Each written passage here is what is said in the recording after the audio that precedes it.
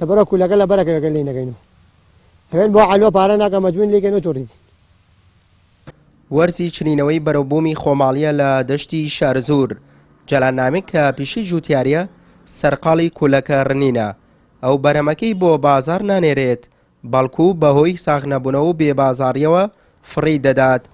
ئەو بەرهەمەی هەوڵ و ماردووبوونێکی زۆری لەگەڵدادا بوو بژەوی ئەم ساڵی دابین نەکرد بەڵکو بووە خۆراکی پەلەوەرانێک لە نزیک پارچە زەویە بێ بەرهەمەکەی. ئەو بانیگەرانیوە دەڵێت بەرەمە هاوینەکانمان بۆ ساغ نابێتەوە و تەنیا ماندووبوونمان بۆ ماوەتەوە.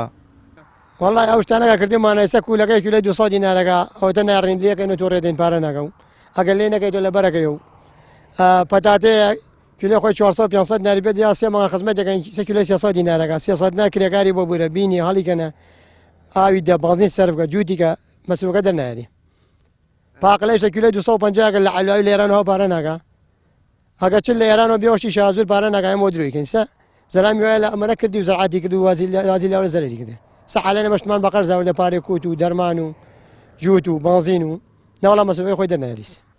سۆران عەلی پێشتر لە دەشتی شارزوردا کاری کوشتوکاڵی دەکرد بەڵام بەهۆی بێقازانجیەوە ماوە چەند ساڵێکە وازی هێناوە. ئەو بێئومێد بووە لە کاری کوشتوکاڵی و وە خۆی دەڵێت ئامادە نییە جارێکی دی دەست بداتەوە جوتیاری. بەلاعەت ناکەم کشتوکاڵ ناکەم هەر لەبەر ئەوەی کە هیچ داهات و سوود و بەروبوومێکی نییە ئیسیفادەیەکی نییە.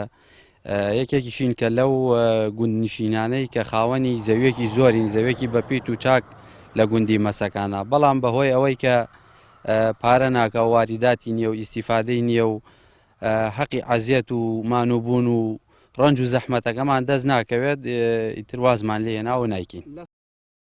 دەشتی شارزور بەهۆی بەپیتیەوە ساڵانە جوتیارێکی زۆری تێدا سەرقاڵی کوشتوکاڵکردنن وەک ئەو جوتیارانە دەڵێن ئەگەر حکوومەت پلانی پەرێپێدانی کەرتی کوشتوکاڵی هەبێت و بازار بۆ بەرەوبوومی نێوخۆیی بدۆزێتەوە ئەوە تەنیا دەشتی شارەزور دەتوانێت چەندین شار و ناوچەی کوردستان بژێنێت بەڵام نەبوونی پلان و بێبازاری وای کردووە جوتیاران لە ئیشوکاری خۆیان بێئومێد بن تا دەگاتە ئاستێک دەیان جوتیار دەستبەرداری پیشەی خۆیان بوون.